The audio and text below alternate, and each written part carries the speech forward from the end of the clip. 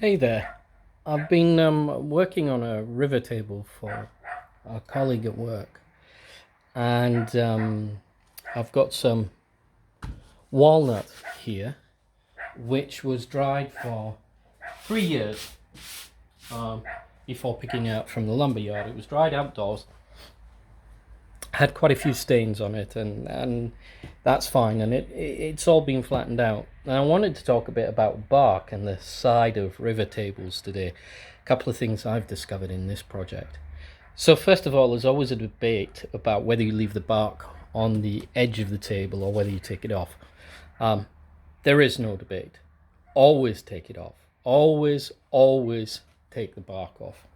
You just never know what you're going to find underneath, and in this case, the bark was dry, it was attached to the side, but I went ahead, used chisels, used a grinder to get the bark off, and lo and behold, halfway through, found a patch of complete rot. And that would have been locked into the table, or worse, just ruined the epoxy pour if I hadn't taken the bark off. So my advice for anyone starting out with river tables is always take the bark off. Now, the second thing is, once taking the bark off might not be easy, especially if the tree is cut in winter. As you know, if the tree is cut in winter, then the bark stays on the tree. This tree seems to have been cut in winter, so taking the bark off was a nightmare. So I used chisels and eventually resorted to this on a grinder. So this is a carbide disc on a variable speed grinder, so I didn't burn the wood, and I used that to take the bark off the edge. But there was a problem. These carbide pieces are very large.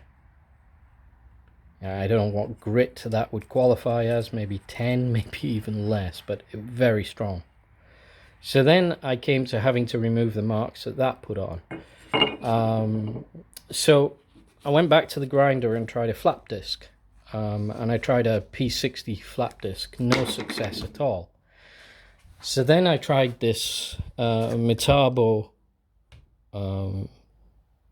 oscillating 150 millimeter sander with a P40 disc. No, couldn't do it. Eventually had to resort to this Triton. It's only got a P80 on here, but as you know, these kinds of sanders are very aggressive, so I went for this handheld palm belt sander from Triton, and it gets very hot, and I'm not sure I would recommend this to anyone, this particular tool, because it gets too hot for me to hold, and that's in a glove, so that cannot be good. But the only way I could get the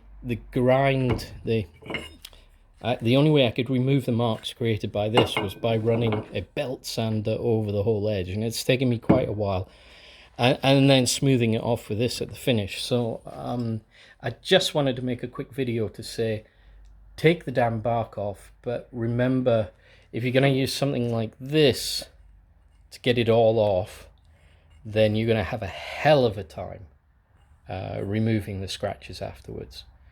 So plan for that, and perhaps use a much finer grade disc and take longer to take all the bark off. Otherwise you're going to end up, as I have, spending hours smoothing the sides of the canyon before you can really get started to work on the table. Okay, that's it for today. Bye bye.